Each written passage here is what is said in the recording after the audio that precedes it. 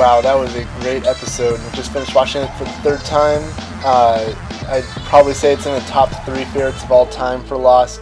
Definitely my favorite this season.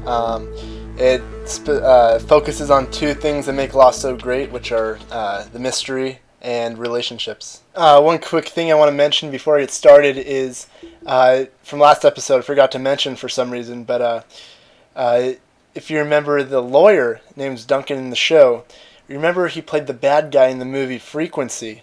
But the funniest part and most interesting is that his name in that show was Jack Shepherd, which I thought was pretty cool.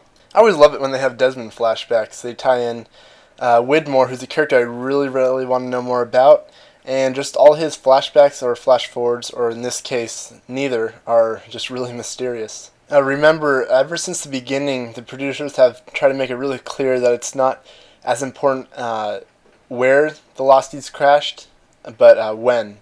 And this episode focuses a lot on that.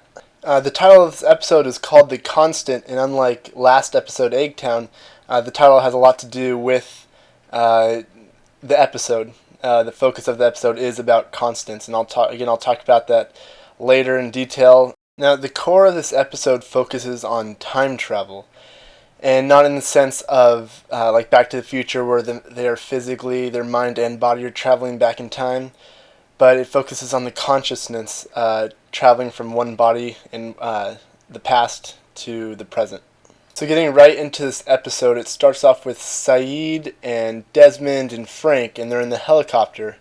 And as you can see, there's a drawing here of how they get to the freighter. And instead of flying directly there, they have to go 40 miles north at 305 degrees and then 7 kilometers east. And it just shows that there's only a narrow way to get off the island, and they also are flying directly into the storm. Also, it's interesting, why is one of the directions in miles and the next one's in kilometers? I'm not sure what that's about. Look at this picture at the lower left hand of the screen at the RPM gauge.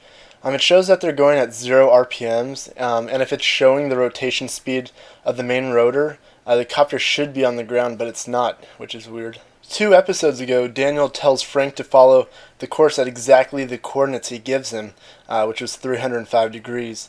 And as you can see here, they go a little bit off at 310 degrees, because it goes to the 31.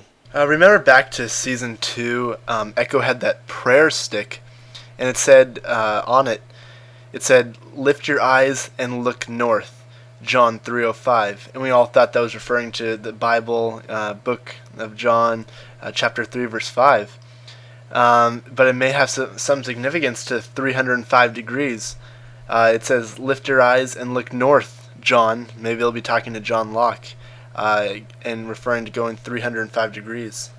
And right when he turns off course just a little bit, it shows Desmond back in the military in 1996, and he's looking confused. He wakes up, he thinks it was just a dream, but that was almost real. A tiny bit later, his drill sergeant yells at him, and he's back on the helicopter.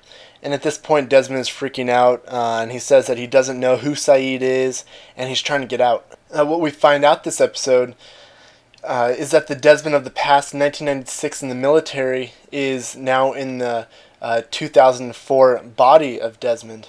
Now a lot of people for some reason think that during this episode, Desmond is traveling back in time to 1996. But we need to be clear that it's actually Desmond's 1996 consciousness time skipping forward to his 2004 body.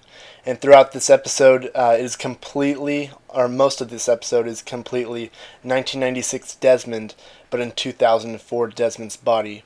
So the mind of 2004 Desmond and the Desmond we currently know is all but gone for most of the show, and this is very, very important to remember. Now, as I was saying at the beginning, this episode is different from the traditional flashback or flash forward. Like in every other episode, it's different in the fact that it's just one consciousness time shifting throughout 2 different bodies in 2 different times. Now you might be wondering why this whole thing even happened, or why Sayid or Frank weren't even affected. I'll go more into it in detail later, but I'll just let you know right now that it has to do with the hatch imploding at the end of Season 2. We go to the island, and it shows Dan talking to Jack, And he says your perception of how long your friends have been gone, it's not necessarily how long they've actually been gone. He says it's okay though, and that they'll be fine, or they should be fine, as long as they stay on course. Jack says, and what if they don't? And Dan says, then there may be some side effects. We see the freighter for the first time, and its name is the Kahana. Now, Kahana in Aramaic means priest. It's also a place in Hawaii. In Hawaiian, it means the drawing of a line or a turning point. In Hindi, Kaha means where, and Na means no. So if you switch around, it says nowhere. Now they land the helicopter in the boat, and as Desmond's going wacky, a group of guys come up to them, and they say to Frank, like, "What were you thinking bringing them here?" And for some reason, Frank, Desmond, and Saeed don't mention that Naomi is dead on the helicopter throughout the episode. Now remember, it's 1996 Desmond in 2004 Desmond's body. So it shows Desmond, and he's all confused, doesn't know where he is. It's just like if you woke up and you're 8 years older, you'd definitely be confused too. He shows him time skip back to the past in 1996 when he's in the army and he's blanking out. He's having visions of the island. Now remember the previous time that he time skipped, they were doing crunches right before it came back to the present. They were on about number 10 of the crunches, and when we get back to the past this time, they're on number 35. So it was only about 20 seconds in the past for like 5 minutes in the present. One of the guys on the freighter is named Kimi, and he walks Desmond down to the sick bay as Desmond's still spazzing out. Kimi says that the doc will have a look at him, and then he locks Desmond inside. So far the other people on the freighter seem pretty sinister. Desmond hears a voice, and he turns around, and he sees a guy strapped to the bed. It turns out to be George Minkowski, and he says, "It's happening to you too." Also notice that there's a sign by the door that says, "Don't remove anything from the sick bay," with a bunch of exclamation points after it. Not sure what that's about. Frank seems to sincerely be trying to help Saeed and Desmond, whereas the other people on the freighter aren't, or they don't seem to be. Saeed asks Frank why they took off at dusk and landed in the middle of the day. Saeed gets the phone and he calls Jack and lets him know about Desmond, and when he tells him, Dan has like a really nervous and frightened look on his face, as if he knew it probably could happen, but he didn't. He was disappointed that it did. Dan says, "Has Desmond, meaning he forgot his name for a second, or like it wasn't important, that he didn't recognize it. Now pay attention to this because it's pretty important for later. Dan asks if Desmond has been exposed recently to any high amounts of radiation or magnetism. Obviously he was in the hatch when it imploded. Now that means that anyone close enough to the hatch would also experience the same side effects. Jack, Kate, and Hurley were on the dock at the time with the others, and Saeed, Jin, and Sun were on the boat trying to help Jack. These are the six who I think the Oceanic Six are, that I'm pretty sure. They were all far enough away that they wouldn't be exposed to the magnetic explosion that Desmond was. So they wouldn't be affected. And as we saw, Saeed left and he wasn't affected by it like Desmond. Ben has a tumor on his spine. I believe it's because he is exposed to so much radiation from traveling back and forth through time, traveling from and off the island, that the island can't heal him quickly enough. Back to the freighter. Minkowski looks even less alive than Naomi does.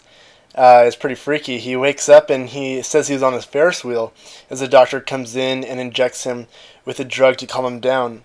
And if you remember, it's pretty similar to the injections that Ethan gave Claire back in the nursery in Otherville. The doctor seems to know what's going on as he tries to get Desmond to think of the last thing he remembers and gets him to focus on a flashlight. The doctor knows this will probably trigger the time skip. And as the doctor probably thought, it goes back to his past and begins right where the other left off as he's picking up his change to make a call.